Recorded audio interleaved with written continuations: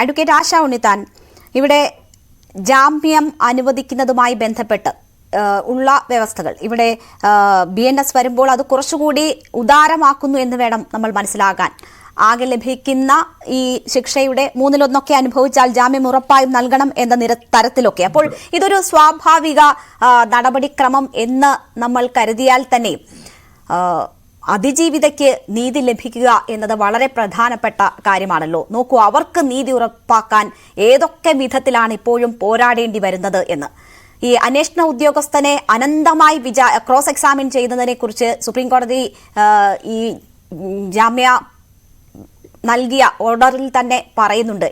എന്താണ് നടക്കുന്നതെന്ന്, നിർഭാഗ്യകരമായ സാഹചര്യമാണ് ഈ കേസുമായി ബന്ധപ്പെട്ടുണ്ടാകുന്നതെന്ന് പോലും കോടതിക്ക് പറയേണ്ടി വരുന്നു. പക്ഷേ അതേ കോടതിയിൽ തന്നെ ഈ കാര്യങ്ങൾ ചൂണ്ടിക്കാട്ടി അതിജീവിത നേരത്തെ പോയിട്ടുണ്ട്, പക്ഷേ അനുകൂലമായ സമീപനം ലഭിച്ചിട്ടില്ല എന്ന കാര്യം കൂടി ഉണ്ടല്ലോ. അപ്പോൾ അതിജീവിതമാർക്ക് ഈ നിയമ പോരാട്ടവുമായി പോകേണ്ടി വരുമ്പോൾ അനുഭവിക്കേണ്ടി വരുന്ന ഏറ്റവും മോശം അവസ്ഥകളാണോ ഈ കേസിലും നമ്മൾ കണ്ടുകൊണ്ടിരിക്കുന്നത്?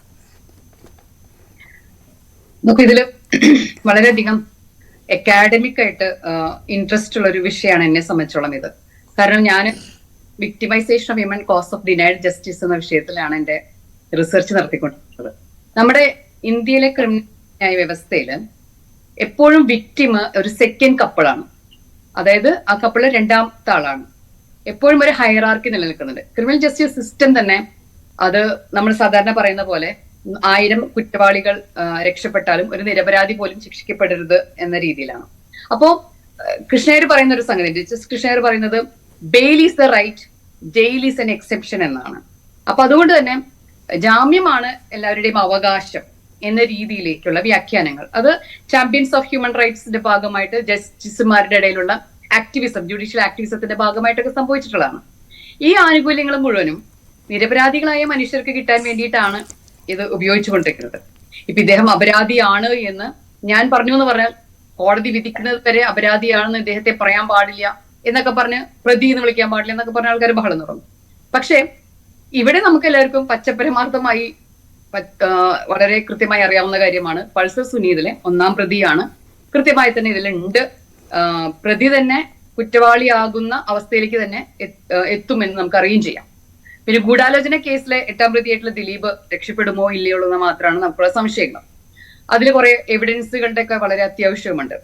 പക്ഷെ ഈ കേസ് വൈകിപ്പോയത് ഒരിക്കലും അതിജീവിതയുടെ പ്രശ്നം കൊണ്ടല്ല, വിക്ടിമിന്റെ വിഷയം കൊണ്ടല്ല. പലപ്പോഴും ക്രിമിനൽ ജസ്റ്റിസ് സിസ്റ്റത്തിൽ അങ്ങനെയല്ല സംഭവിക്കുന്നത്. വിക്ടിമിന് വളരെ പരിമിതമായ റോളേ ഉള്ളൂ. സ്വന്തമായി ഒരു അഡ്വക്കേറ്റിനെ പോലും വെച്ചുകൊണ്ട് കേസ് നടത്താൻ സാധിക്കില്ല. നമ്മൾ വെക്കുന്ന സ്പെഷ്യൽ പ്രോസിക്യൂട്ടർ എന്നൊക്കെ പറയുന്നത് അത് എത്രത്തോളം കഷ്ടപ്പെട്ടാണ് സ്പെഷ്യൽ പ്രോസിക്യൂട്ടർ അടുത്തേക്ക് നമ്മൾ എത്തിയത് നമുക്ക് അറിയാവുന്ന കാര്യമാണ്. ഇനി അതുകൂടാണ്ട് അതിജീവിതയ്ക്ക് ഒരു സ്പെഷ്യൽ വക്കീൽ വേണം എന്ന് കൗൺസിൽ ഫോർ ദ വിക്ടിം എന്ന് വെക്കുകയാണെങ്കിൽ ഒന്നും മിണ്ടാൻ പറ്റാത്തൊരു വക്കീലിനെ വെക്കാൻ സാധിക്കുള്ളൂ. കാരണം മിണ്ടാനേ പാടില്ല എന്നുള്ളതാണ്. അങ്ങനെ വളരെ ലിമിറ്റഡ് ആയിട്ടുള്ള സ്പേസ് മാത്രമേ ഒരു ക്രിമിനൽ നീതിന്യായ വ്യവസ്ഥയുടെ അകത്ത് എപ്പോഴും സർവൈവ് ചെയ്ത് നിൽക്കുന്ന ആൾക്ക് വിക്ടിമിനെ ലഭിക്കാറുള്ളൂ. അപ്പൊ അതിന്റെ വലിയ പ്രോസിക്യൂട്രിക്സ് ഒക്കെ വലിയ പേരൊക്കെ തന്നെയാണ് അവർക്കുള്ളത്. അതായത് പ്രോസിക്യൂഷൻ സ്റ്റാർട്ട് ചെയ്യേണ്ട ആള് പ്രോസിക്യൂട്രിക്സ് എന്നൊക്കെയാണ് അവരുടെ പേര്. പക്ഷെ അതൊന്നും അവർക്ക് കിട്ടുന്നില്ല. നീതിന്യായ വ്യവസ്ഥയുടെ അക്യൂറ്റൽ റേറ്റ് നോക്കിക്കഴിഞ്ഞാൽ നീതിന്യായ വ്യവസ്ഥയുടെ എല്ലാവിധ ആനുകൂല്യങ്ങളും ലഭിച്ചുകൊണ്ട് പ്രതികളെല്ലാം സുന്ദരമായി ഇറങ്ങിപ്പോകുന്ന, ഒരിക്കലും അക്യൂസ്ഡ് ആവാതെ സംശയത്തിന്റെ എല്ലാ ആനുകൂല്യങ്ങളും അവർക്ക് ലഭിക്കുന്ന ഒരു അവസ്ഥയാണ് നമ്മുടെ നാട്ടിലുള്ളത്. ഒരിക്കലും നമ്മുടെ നാട് ഒരു ഇൻക്വിസിറ്റോറിയൽ സിസ്റ്റം എന്ന് പറയുന്ന രീതിയിലുള്ള സിസ്റ്റമേ അല്ല. അത് അക്യൂസ് ചെയ്യുന്ന തരത്തിലുള്ള എക്സിസ്റ്റോറിയൽ സിസ്റ്റം മാത്രമാണ്. അതിൽ വ്യത്യസ്തമായിട്ടുള്ള 2 കാര്യങ്ങളുള്ളത് റേപ്പ് കേസിലും സ്ത്രീധന കേസിലും തന്നെയാണ്. എന്നാൽ പോലും നമ്മൾ ഈ കേസിൽ കണ്ടു, പ്രത്യേക കോടതി സ്ഥാപിച്ചു, പ്രത്യേകമായ അന്വേഷണ സംഘത്തെ വെച്ചു, ഏറ്റവും സ്പീഡിൽ കേസ് നടത്തണമെന്ന് പറഞ്ഞു. ഒരു പ്രമാദമായിട്ടുള്ള അല്ലെങ്കിൽ പ്രമുഖയായിട്ടുള്ള ഒരു നടിയാണ്. അവർക്ക് സാമ്പത്തികമോ മറ്റു രീതിയിലുള്ള വിഷയങ്ങളില്ല എന്ന് നമുക്കറിയാം. ഇത്രയധികം സ്വാധീനമുണ്ട് എന്ന് എല്ലാവരും വിചാരിക്കുന്നു. എന്നിട്ട് എന്ത് കാര്യം? കാരണം അതിനേക്കാൾ പ്രബലരായിട്ടുള്ള ആളുകൾ അപ്പുറത്ത് നിൽക്കുമ്പോൾ ജസ്റ്റിസ് സിസ്റ്റം ഒന്നും ചെയ്യാൻ പറ്റാതെ കൈകെട്ടി നിൽക്കുന്ന അവസ്ഥയാണ്. സുപ്രീം കോടതി പറയുന്നു ഇൻവെസ്റ്റിഗേഷൻ ഓഫീസറെ ഇങ്ങനെ ക്രൂശിക്കാൻ പാടില്ലെന്ന്. അത് നടക്കുന്ന ഒരു കോടതിയുടെ അകത്ത് തന്നെയാണ്. പ്രോസിക്യൂട്ടേഴ്സ് ഒരുപാട് വിഷമിച്ച് ഞങ്ങളെ കോടതി മാറണമെന്ന് പറഞ്ഞു ചെന്നു. എന്നിട്ട് ഈ സുപ്രീം കോടതി കൊടുത്തില്ല. അപ്പൊ ഇന്ന് സുപ്രീം കോടതി ഇങ്ങനെ നിരീക്ഷിക്കുന്നുണ്ടെങ്കിൽ ഇതിനു മുൻപ് ഇതേ കേസുമായി ഇതേ വിഷയങ്ങളും ഇവിടെ നടക്കുന്ന അനീതിയെ കുറിച്ച് പറയാൻ വേണ്ടി ചെല്ലുമ്പോ ഇൻജസ്റ്റിസ് ഇൻ ക്യാമറയാണ് നടന്നുകൊണ്ടിരിക്കണേ എന്ന രീതിയിൽ നമ്മൾ കാര്യങ്ങൾ അവതരിപ്പിച്ചപ്പോ അത് കാണാൻ കണ്ണുണ്ടായിരുന്നില്ല കോടതിക്ക്. പക്ഷെ ഇന്ന് ഒരു പ്രതിയുടെ ജാമ്യം, കേവലമായ ഒരു പ്രതിയുടെ ജാമ്യം എന്ന രീതിയിലെ നോക്കിക്കാണുമ്പോൾ പ്രതിക്ക് ജാമ്യത്തിന് അവകാശമുണ്ട്, പ്രതിക്ക് ജാമ്യം കൊടുത്തിരിക്കുന്നു. ഒരു പ്രത്യേകതയും ഈ കേസുമായി ബന്ധപ്പെട്ടുകൊണ്ട് ഈ പുതിയതായിട്ട് വച്ചു കൊടുത്തിട്ടില്ല.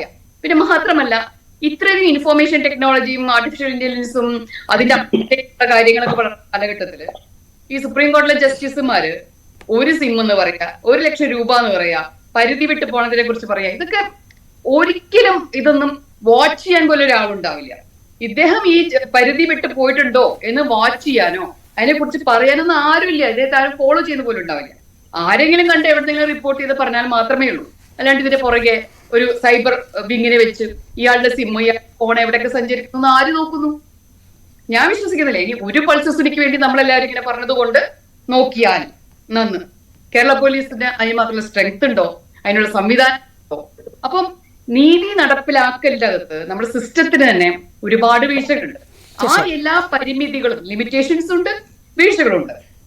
ഇതെല്ലാം കണക്കിലെടുത്തുകൊണ്ട് തന്നെയാണ് ഈ 3 ലോക രാജ്യങ്ങൾ എന്ന് പറയുന്ന ഡെവലപ്പ് ചെയ്തുകൊണ്ടിരിക്കുന്ന, അല്ലെങ്കിൽ ഒരുപാട് മനുഷ്യരുള്ള, ഇൻഫ്രാസ്ട്രക്ചർ കുറവുള്ള, മറ്റു സൗകര്യങ്ങൾ കുറവുള്ള നാടുകളിലെ മനുഷ്യർക്ക് കിട്ടുന്ന നീതി എന്ന് പറയുന്നത് വളരെ ചെറുതാണ്, അല്ലെങ്കിൽ നീതി എന്ന് വിളിക്കാൻ പറ്റാത്തതാണ്.